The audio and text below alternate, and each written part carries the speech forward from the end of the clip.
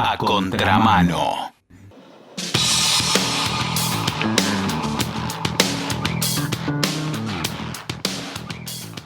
Hay un tema que a nosotros nos desvela, que tiene que ver con un experimento que se hizo hace unas cuantas décadas sobre la capacidad de obedecer que tiene el ser humano. Lo estoy diciendo medio raro, pero porque me voy a dar un lujo que nos damos a menudo, que es hablar con Eduardo Wolowski. Él nos va a contar todo tipo de detalles de este experimento social que se hizo hace mucho tiempo y que él maneja muy bien. Él es biólogo, autor de varios libros y aparte coordinador del programa de comunicación y reflexión pública sobre la ciencia del Centro Cultural Ricardo Rojas. Él nos va a hablar de este experimento hecho por un tal Milgram. ¿Cómo te va, Eduardo? Simón te saluda. ¿Qué tal? ¿Cómo va? Muy bien, muchas gracias por atendernos como siempre. Bueno, vamos a actualizar este tema. Es recontra importante, pero primero, para quien no está enterado, por favor, describinos qué es lo que hizo este tal Milgram, quién era y cómo es que midió la obediencia humana. Bueno, Milgram es un psicólogo experimental, obviamente, década del 60. En primer punto, motivado por la experiencia nazi, intenta reflexionar por qué se obedecen órdenes que parecen aberrantes porque dañan a otro, ¿no?, de manera grave. ¿Y por qué se puede obedecer sin sentir ninguna responsabilidad de parte de, vamos a decirlo así, de manera vulgar, ¿no? Buena gente, educada, gente con incluso formación universitaria, casi todos, eh, eh, que no presentan mayores ambiciones de poder respecto de lo que se le está pidiendo, ¿no? Que no está enojado, que no tiene odio. Tratamos de eliminar todas esas cuestiones que aparentemente tienen una explicación a lo que voy a contar ahora. El experimento es alguien que tiene que enseñar, hace el lugar de tutor, profesor, maestro, y alguien que tiene que aprender listas de palabras de memoria y asociarlas. Por ejemplo, cielo azul, tigre feroz. A la persona que es alumno se lo ubica en una silla con electrodos, y quien hace de profesor le tiene que tomar como un examen una vez que leyó la lista de palabras y preguntarle tigre y tiene que decir feroz. Si dice ágil, porque hay en otro momento aparece esa palabra, le tiene que dar una descarga eléctrica, principio de 15 voltios, pero es creciente. A medida que se va equivocando, tiene que dar cargas eléctricas cada vez más, de mayor voltaje, hasta incluso dar cargas mortales. El dato interesante es que el que hace de alumno es un actor. Esto se produce en el marco de una universidad, ¿sí?, con algún científico que es el que da la orden de iniciar el experimento. Bueno, ¿cuál es la conclusión importante? La conclusión importante aquí es que casi 2/3 de los participantes, si las descargas hubiesen sido reales, las 2/3 hubiese aplicado voltajes mortales a alguien que no le hizo nada, ¿ya?, sobre quien no quiere ejercer tampoco poder.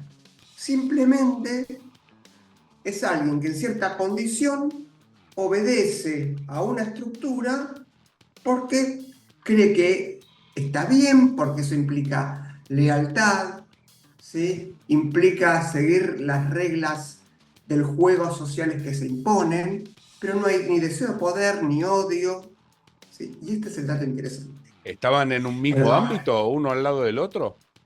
a veces no y a veces sí, o sea, esa fue una variable. O sea, si tengo contacto o no tengo contacto.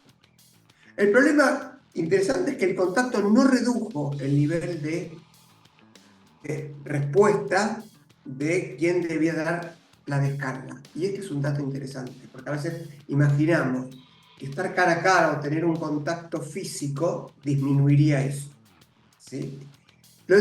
Lo disminuiría si habría componentes emocionales, de odio, de deseo de poder o venganza o lo que fuese.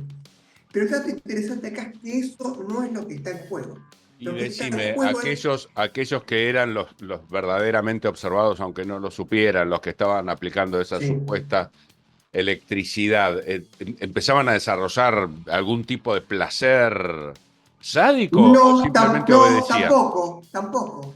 Ese es el otro dato interesante. Lo que aparece acá es el deseo de estar inserto en una estructura social, el deseo de ser leal. ¿Cómo manejaban las órdenes? ¿Le decían matalo? ¿Cómo lo No, no, no, no, no. administraban? Le decían, usted tiene que hacer esto. En el momento que la persona podía dudar, dice, bueno, el experimento implica esto. No se decía, nunca, en ningún momento se dice la orden de subir el botón. Se le deja la decisión a la persona, siempre. ¿Sí? No hay una orden directa, lo que siempre se destaca es el marco. El marco es un experimento de esto, y el experimento implica hacer esto. ¿Sí?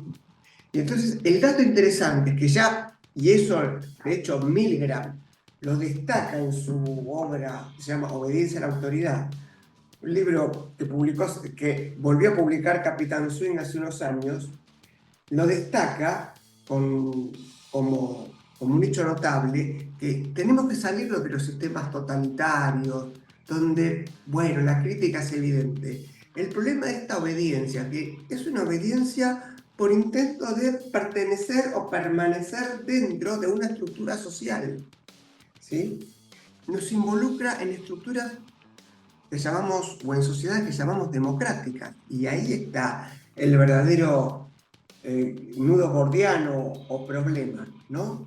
Sí, aparte de estructuras que eran afectivamente al menos nuevas para estas personas, no es que se lo pedía el papá. Claro, no es que hay una obediencia a alguien que yo temo, no, hay una estructura social a la cual yo creo, como me comprometí,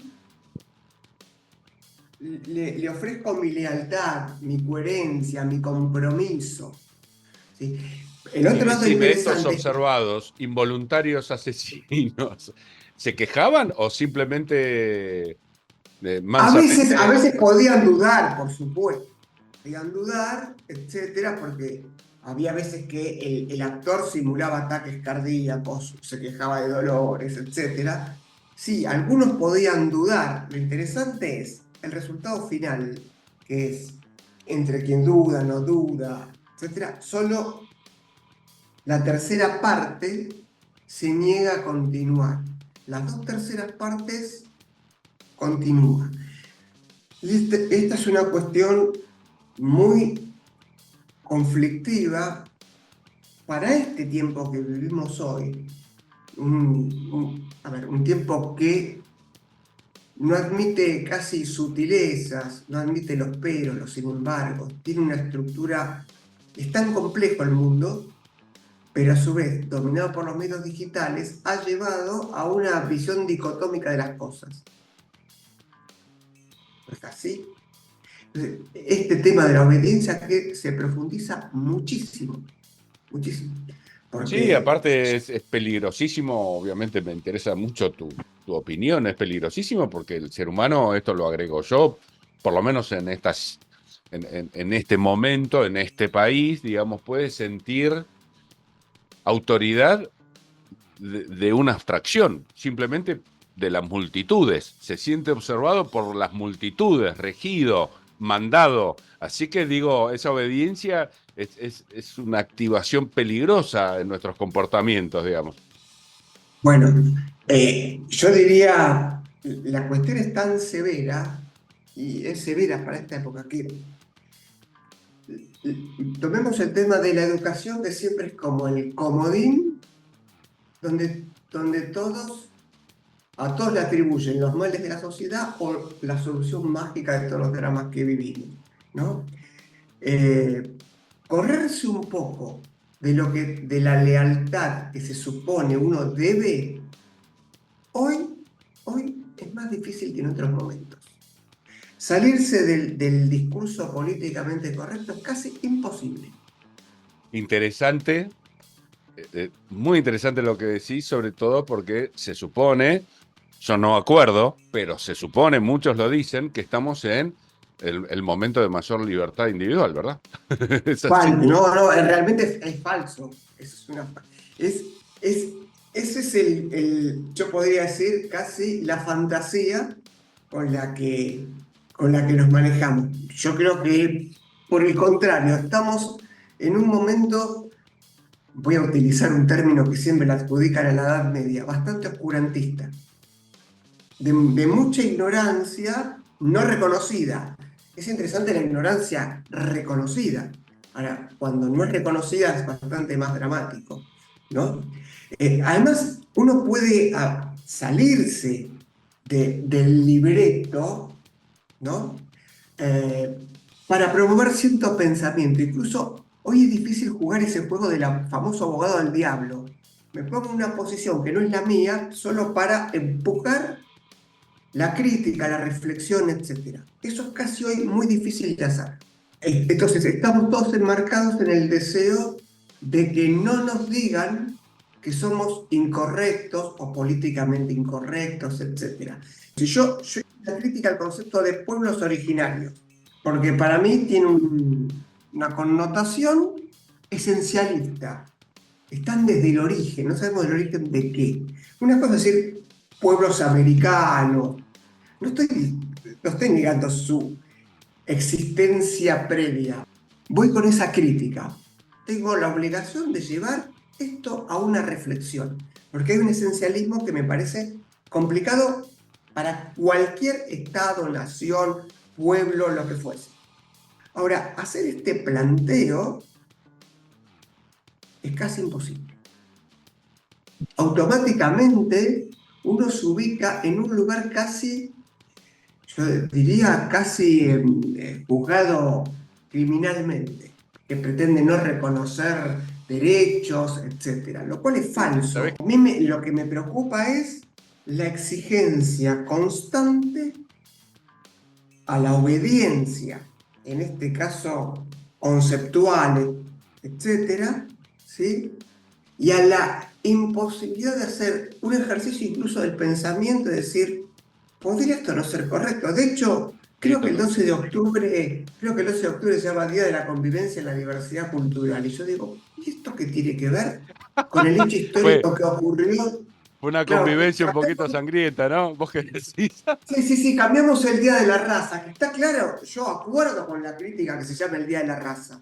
Es interesante porque tenemos la visión contraria, ¿no? El Día de la Convivencia y la Diversidad Cultural. Bueno, entonces, pero es muy interesante sobre la imposibilidad de, vuelvo a insistir, de desobedecer incluso conceptualmente. El costo es enorme. A mí me encanta, hay un concepto que viene de la filosofía griega, que es el de la parresía, la idea de decir la verdad, incluso haciéndose cargo de las duras consecuencias que implica. Lo que pasa que, bueno, vuelvo a insistir, nuestra época actual, que parece un canto a la libertad individual, es un canto de sirenas, es falso. Es una época que exige una enorme obediencia, y quien desobedece, ¿no?, sabe que recibirá un castigo bastante duro. Lo cual, bueno, nos remite de nuevo a la experiencia de Milgram. ¿Quién quiere quedar fuera de los marcos sociales que te contienen? En última instancia, el responsable de recibir cargas eléctricas es la autoridad de la universidad, no yo.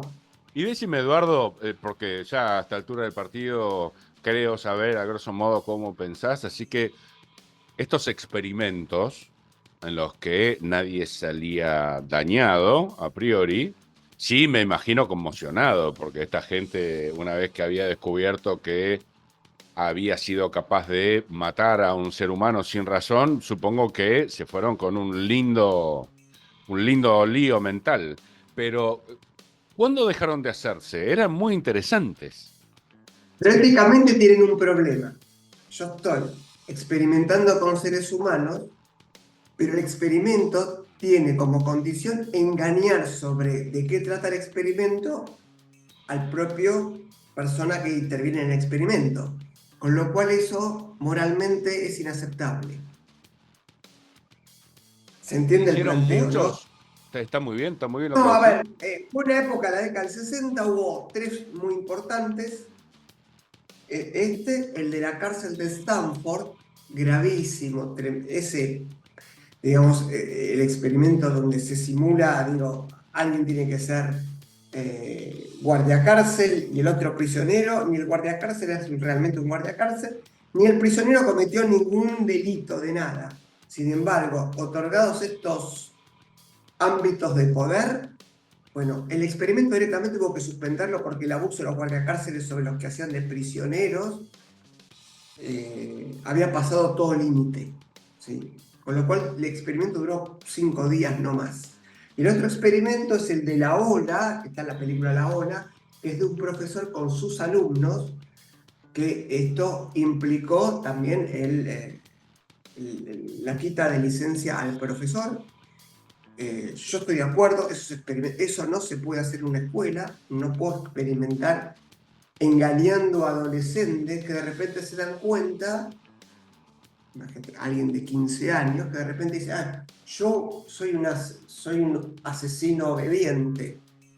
Hay que ser muy cuidadoso con esto. Lo que no hay que hacer es negar los significados de estos experimentos, porque, y más para esta época, donde la perspectiva de pertenecer y no salirse de un grupo, del grupo tribal al que nos autoasignamos o nos asignan, y usé la palabra tribal a propósito porque estamos en una estructura de corte identitario tribal, se hace cada vez más difícil salirse de allí o desobedecer, ¿no? Entonces, estos experimentos son muy significativos en un momento, el actual, donde es muy difícil desobedecer a la regla del grupo al cual estamos asignados. Sí, sí, totalmente. A mí que me desvelan las ciencias sociales y el comportamiento humano, ¿no? Sobre todo, por eso me gustan las ciencias sociales. Siempre pensé que simplifiquemos el mundo entre los manipuladores y los manipulados. ¿Está bien? Juguemos a que es Sí. cierto. Los manipuladores tienen información más concreta, más práctica que los manipulados. Y no hay manera de gobernarse si uno no se conoce. Pensemos lo que significa el like, que en un sentido puede ser algo banal, pero no lo es, porque aprendemos todo el tiempo a estar sometidos a la aprobación del fantasma colectivo, ¿no? Y nos cuesta mucho no recibir esa aprobación. Nos cuesta más que en otro momento. Sí, es Porque un problemón. aprendemos, crecemos, nos desarrollamos con esa lógica que yo diría casi que es casi divina, porque es omnipresente, ¿no? Está en todos lados. Sí, ese colectivo fantasma, ¿cómo es que lo llamaste? Pero es así, porque en Sí. verdad no está encarnado, puede no estar En encarnado nadie, por claro. nadie, y sin embargo es Exacto. el último gran ente al que todos respondemos. No, la Lo cual mayoría de es más nosotros, ¿no? grave. Nos vestimos Lo cual pensando es en más- esa aprobación, hablamos pensando en esa aprobación, tomamos Claro. decisiones de vida sexuales pensando en esa aprobación. Lo cual es más grave, porque cuando está encarnado en alguien, yo con alguien encarnado probablemente me pueda pelear un poco más, tenga más posibilidades de pelear en el buen sentido, ¿no? Ahora, contra algo no encarnado, contra ese mundo etéreo, es muy difícil. Es interesantísimo siempre hablar con vos.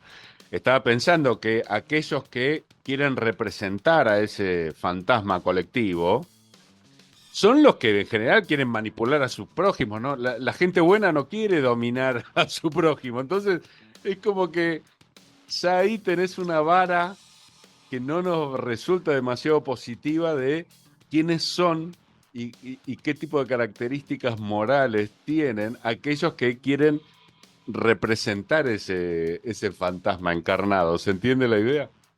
Sí, y voy a decir algo que me parece que es importante, que tiene que ver con además hoy, que hay como ausencias de proyectos sociales y políticos, es más difícil desobedecer, porque desobedezco y a dónde ¿Y de qué barandal me sujeto? No tengo. Entonces, con más razón, probablemente me quede en un acto de obediencia que me genere la tranquilidad y la relación de pertenencia a un mundo social que tiene ciertas reglas, me da un cierto lugar, etc. O sea, hoy es muy difícil desobedecer. Hay que leer el libro del siglo XVI, Discursos sobre la obediencia voluntaria, de la Boétie. Ah, mira, no lo conozco, debe ser interesantísimo. Bueno, vale la pena leerlo. ¿No? Te lo recontratomo, claro que sí. Milgram, ¿qué fue de la vida? Él, me imagino que lucró toda la vida con... No lucró lo- tanto porque es una persona que murió joven. Mira, Murió a los 50 y algo, 52. mira. Para morir al menos muy joven. Sí, sí, sí, sí, sí, sí. ¿A qué edad Así hizo que este experimento? nació en el 33 y el experimento es de la década del 60. Lo hizo a la mediana edad, pero no importa, obviamente. Más o menos en los No, 30, un poquito antes, un poquito después. claro, exacto, exacto, exacto. No creo que se trate de un problema de lucrar o no lucrar. Cuando uno lee el texto de Milgram, Milgram tiene una verdadera preocupación por esto. Se nota algo de angustia en su escritura, ¿no? Y comparto el motivo de la angustia. Y decime, ¿fue criticado, fue elogiado cuál fue el resultado en su época? No, la crítica vino muy a posteriori, por supuesto, por este tema moral, ¿no? De decir, bueno, experimentás con personas bajo engaño, ¿sí? Bueno, era algo que todavía en la década del 60 estaba en discusión. Hoy aquellos que fueron observados y parte involuntaria del experimento estarían en redes sociales, en paneles de programas a la tarde, hablando de sus efectos psicológicos. Hacemos cosas más dramáticas que Milgram, pero no importa. Estarían hablando de los trastornos psicológicos que tuvieron, lo demandarían quizás. Sí, obviamente la cantidad de demandas que puedes hacer es infinita, porque si, bueno, esto es un daño irreversible en mi vida porque bla, bla, bla, lo cual puede no dejar de ser cierto. No, Pero lo totalmente, interesante yo lo digo con es que sorna. hoy vivimos en experiencias de tipo Milgram constantemente, ¿sí? En los medios, y sin embargo a nadie siquiera se le frunce el ceño. No, Estaba pensando parece. en Gran Hermano, que más allá de que es voluntario, lleva a las personas observadas a instancias increíbles de dominación. Las masas los observan constantemente, los dominan, pasan a ser algo así como conejitos de indias, y sin embargo se transmiten, es legal, es un gran negocio, por cierto. Pero sí, no, Gran Hermano tiene incluso algo 1000 veces más grave que la experiencia de Milgram. ¿Por qué? Porque tiende a promover un ejercicio sádico del poder. La virtud de Gran Hermano, ¿cuál es? Que el público puede eliminar a otro. Si no existiese ese juego de la eliminación por el voto, por la nominación, yo honestamente no lo conozco del todo porque nunca me interesó verlo. Siempre dije, bueno, en todo caso prendo el portero eléctrico, le pongo una cámara y miro la calle. No sé, me parece más interesante. Pero independientemente de la humorada, me parece que el tema es, sin el ejercicio sádico de que el público pueda eliminar a alguien o nominar a alguien, Gran Hermano no tiene valor, no tendría éxito. Entonces es más grave que la experiencia de Milgram, porque la experiencia de Milgram no quería promover un comportamiento sádico. Acá lo querés promover y lo querés legitimar. Simplemente quería evitarlo, ¿no? Entender. Claro, pero acá lo querés legitimar. Claro. Entonces, bueno, es interesante, digamos, como reflexión de lo que nos pasa con los medios que hoy implican Internet, implican todo, ¿sí? Así que bueno, creo que hay que leer el libro de Postman, Tecnópolis. Cómo la cultura se rinde frente a la tecnología. En realidad, cómo las personas nos rendimos, cedemos la voluntad y nuestra libertad al dominio de otros por medio de un desarrollo tecnológico que nos avasalla. ¿sí? Y este no es un discurso antitecnológico, es un discurso por pensar la tecnología, no aceptarla como si fuese la caída de un meteorito, no aceptarla como un fenómeno natural. Volvemos a esto, a interpelar a la época para que todo se haga a través de la razón, de la elección, de la reflexión. Y de asumir los compromisos que uno asume, que uno decide, digamos, en el sentido de no, estos miligramos, no decir la responsabilidad es de el sistema, la persona, etc. Esto a sabiendas de que a veces enfrentamos decisiones donde cualquier decisión que tomemos es mala, ¿no? Sí, sí. Hay decisiones morales donde vos decís, bueno, cualquier cosa que yo haga, puedo decir, este es menos mal que este, pero hay decisiones que a veces tenemos que tomar donde todo lo que va a surgir de allí no es bueno, y sin embargo las tenemos que saber tomar. Eso es otro problema. Sí, sí, podemos totalmente. tratar en otro momento, pero bueno. Sí, sí, vamos a hacerlo. Sí, sí, ni hablar. Voy anotando. Cuando hablo con vos, anoto temas posibles. Bueno, querido Eduardo, ha sido un Bueno.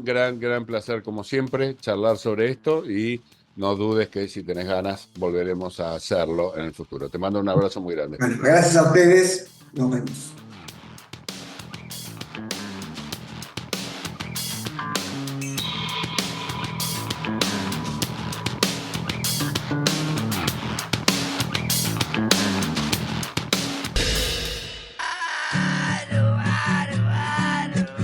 Te voy a decir algo importante. Es importante. Primordial, muy necesario. Escuchá a Contramano. Es importante. Hablamos de cosas re importantes. A Contramano.